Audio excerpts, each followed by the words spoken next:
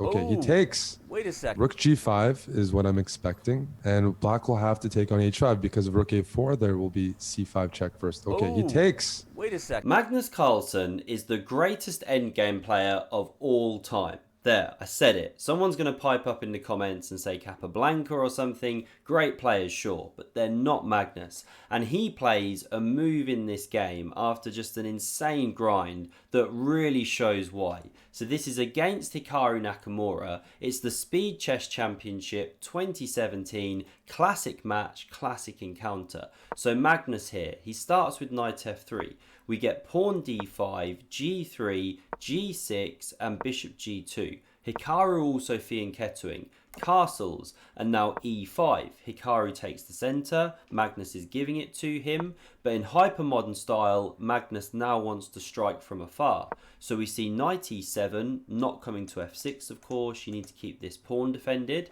Now e4, strikes at the centre, and there are many ways for black to play here. You can take, you can push d4, c6, just different games. Hikaru goes for castles, Magnus has options here too, but he goes with knight c3, and now if d4, not played, but then knight e2 is the idea, at some point you move this knight, try and get the f-pawn going, all of that stuff.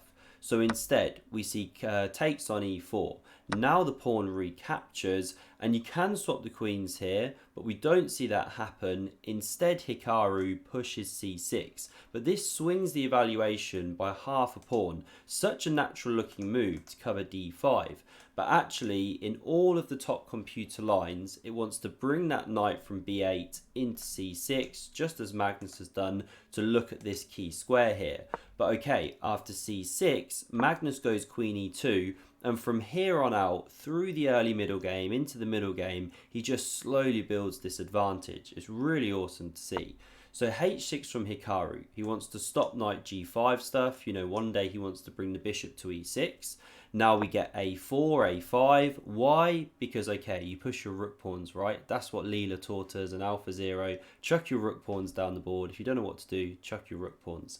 Now we get rook d1, the queen goes to c7, bishop e3, and here we see one of the problems with this knight. You know, there isn't really a harmonious development here. You can come this way, but you might be interrupting the scope of the bishop. So the knight comes to a6 here. Now it looks at some squares, but okay, it's not as well placed as this one. Now we get knight d2 from Magnus. Classic remaneuver. You know, that knight was a bit dead over there, didn't have a lot of jumps, so it's coming to c4 to look at d6 and b6 supported by the bishop. So bishop e6 played, knight c4, you can chop that pesky knight, but then of course you're giving the bishop pair, you're bringing in the queen, you know, there's still problems there. So instead, the knight jumps back, covers both of these jumps. Now we see rook d2, rook b8 and rook a d1. So Magnus has doubled on the only open file. He's also got better knights than his opponent. His queen is probably also a bit more active than black's queen. So it's all these micro advantages which now translate into what? 0.52 the computer's saying of advantage. Now, Hikaru goes for counterplay with b5 here. So he starts with king h7. We get h4 from Magnus, threatening to push on here, and there's a positional idea of swapping bishops, as we'll see. So Hikaru goes h5, king h2, and now we see the b5 move I mentioned. Just to show you one thing, by the way, if you go for the f5 stuff here, it's just bad because you can capture, the pawn can't recapture, or this one drops courtesy of the queen. So after bishop goes, well, this is a horrible weakness, and the e4 square is just a monster square for white to now take control of, killing this bishop, killing the queen, you know, horrible, horrible position. So the f5 stuff no good, b5 is correct. And again, more positional instructive lessons. Why did Magnus not capture this pawn? Well, who is that helping? After pawn recaptures, knight d6 captures, rook captures, well, in the space of that exchange, a for b pawn, you've opened the c file, activated the queen. This bishop's now got a bit more scope, arguably. You know, there's no light squared pawn here. And long term, you've got a 2-on-1 piece going on with the pawns here. So there'll always be this opportunity to generate an outside pass pawn later down the line. So okay, that's why we didn't see captures here. And I'm going to pause briefly for one moment, switch into sponsored mode, right? So I want to briefly talk to you about AIMCHESS, which I use basically every day now for positional practice and tactical practice. And the reason it's so good is that they'll pull in positions from your own games, taken from chess.com or Chess, and then they tailor you a training plan. You know, they produce a cool dashboard. Now, I'm pushed for time today. I can't bring up all the cool graphics to show you it. Sorry, I had to cut the camera there. A fly flew into my mouth and just choked me up. But what I was saying was, if you do want to try it out, use the link down below because it's absolutely free to sign up. So you can just give it a try if nothing else. And if you do want to go premium, you can use the code EPIC at checkout and get a great discount in that first month. But okay, back to the game here.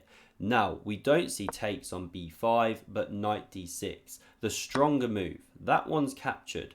Rook takes back.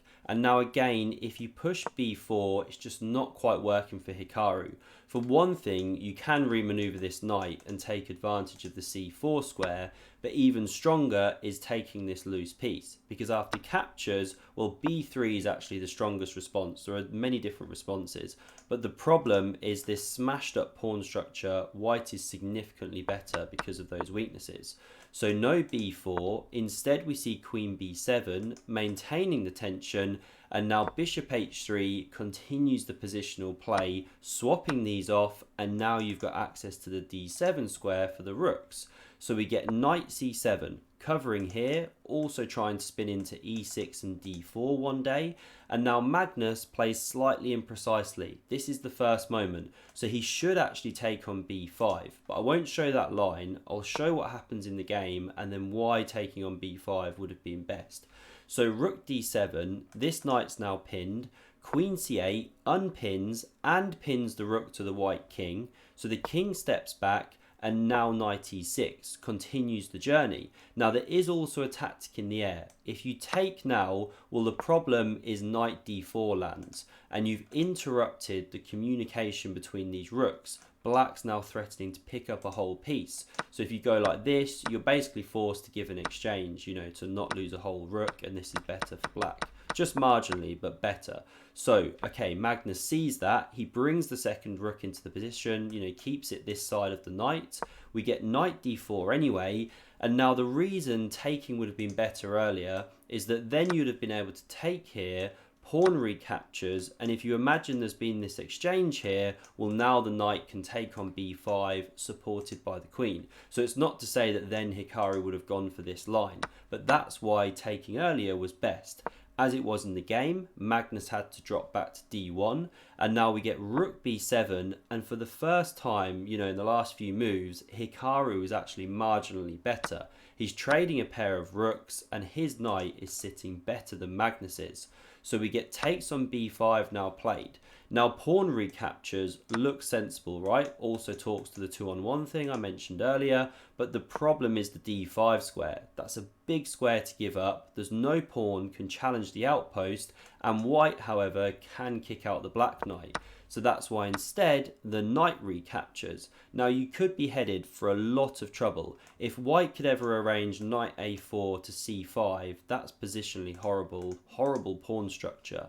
But there's no time because then the rook drops here on d6. So what about if you start with rook d7? Well, then the problem is takes on c3. Both queens attacked, so pawn recaptures is best. Queen goes, and okay, black's doing fine. Both pawn structures are a bit messy.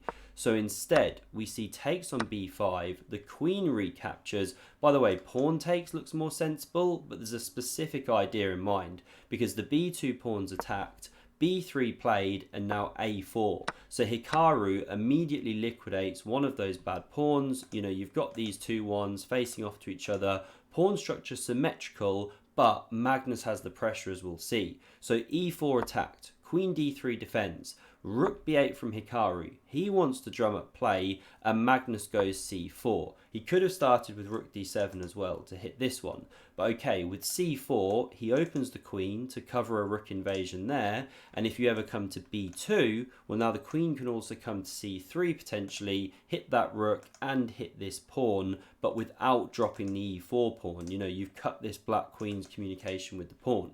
Now, why is that relevant? Well, Hikaru goes bishop h6, swapping these ones, trying to remove this key defender. But this was actually a mistake because that bishop was doing a good job of defending this pawn, even though it was a bit passive. And now when we get rook d7, the king covers, king g2 to cover here. Well, it's really hard for Hikaru to get any play.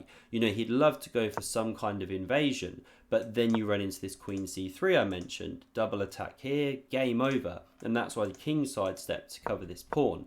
So you can't bring the rook here, you can't invade here. You could come to b3, but then again, this queen's invading. So Hikaru, he has to go defensive. Now we get this rook sliding to c7. We get the rook back to f8. Very tough position for Hikaru, and he's down on time. Rook e7 from Magnus. So he hits this pawn. It gets covered with the queen. Now the computer calls that a mistake. It wanted queen b4, giving the pawn, then rook a8 for activity. But okay, very tough. This is more human. And after queen d6, queen d4, the pawn is dropping as we can see. And Hikaru is just hoping that he can hold on in this endgame. He brings the rook round to a6. But now the technique from Magnus is just superb. I was about to say superlative, but I don't think that's the right word. Now king f4 played, takes the opposition, we get king e6, and there's one trick to watch out for. Don't go king g5, which looks really natural, because then there's king d6, and amazingly, this rook is actually trapped. No squares, you know, you're losing the game. So rook e5 check played, the king now steps back. If it comes to d6, then c5 check would come on the board. And now we get f3. So Magnus sets up the old bathtub, you know, that classic construction of pawns, prepares to push g4, using those majority there, can't get my words out right now, trying to create an outside passer. And now after rook a4, hitting this one, he defends and attacks, the rook covers, he pushes g4, and now you're about to take here and win a whole pawn. So black's got to take, pawn recaptures, now king e6, and this is where Magnus starts to generate the outside passer. And this is the problem with taking, you know, this one's really going to be winning the game. And if you distract the king over, then this king marches in. So we didn't see takes on h5, instead we saw king d6. But this is where Magnus now unleashes an awesome move. Can you guess what he played?